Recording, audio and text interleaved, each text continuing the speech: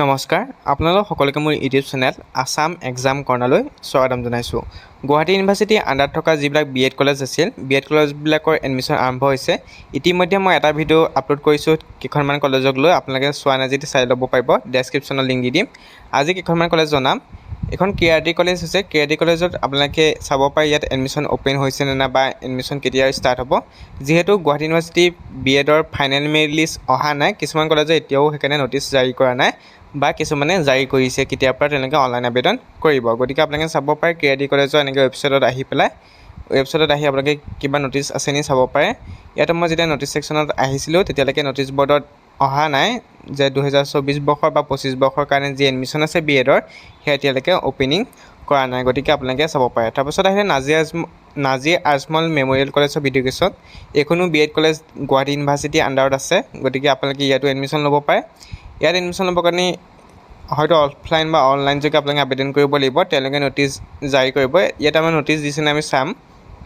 ইয়াত লিখিছে pre admission into BEd course for the session 2024-26, অৰ্থাৎ আৰম্ভ হৈ গ'ল। গতিকে আপোনালোকে প্ৰি এডমিশ্যন কৰিব পাৰে বিএড কোৰ্ছৰ কাৰণে।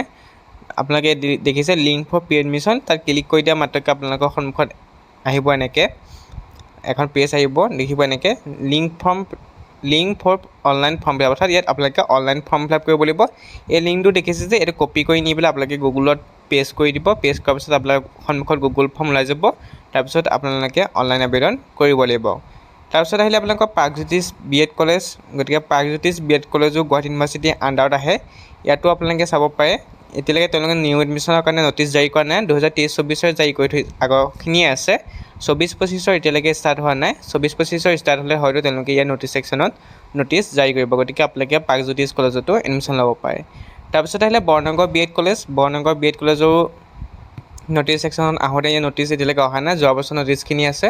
গতিকে আপোনালোকে যদি বৰনগৰ বিএড কলেজত এপ্লাই কৰিব বিচাৰিছে তেতিয়াহ'লে আপোনালোকে ৱেবছাইটত ভিজিট কৰিব আৰু যেতিয়া এডমিশ্যনৰ নটিচ দিব তেতিয়া আপোনালোকে চাব পাৰিব। গতিকে আপোনালোকে বৰনগৰ বিএড কলেজতো এপ্লাই কৰিব পাৰে। এডমিশ্যন ছেকশ্যনত গৈ আপোনালোকে চাব পাৰে এনেকৈ এডমিশ্যনত আহিছে নাই। গতিকে আপোনালোকে এইখিনি চাই বিএডৰ এডমিশ্যন ল'ব পাৰিব।